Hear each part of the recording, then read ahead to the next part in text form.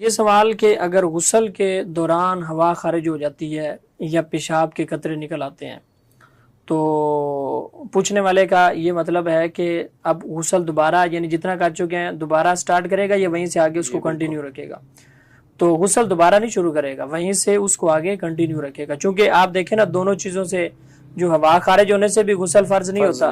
اور پیشاب کے قطرے نکلنے سے بھی غسل فرض یا واجب نہیں ہوتا۔ ہاں ایک صورت ہے وہ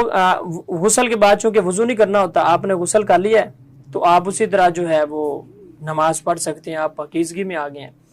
جب آپ کی ہوا خارج ہوئی ہے، جب آپ کے پیشاب کے قطرے خارج ہوئے ہیں، تب آپ غسل کر چکے تھے، آخری مراحل میں تھے، تو اس کے بعد اگر آپ کے سارے وضو کے اعضاء اگر آپ نہیں دھوتے تو آپ کو بعد میں وضو کرنا پڑے گا۔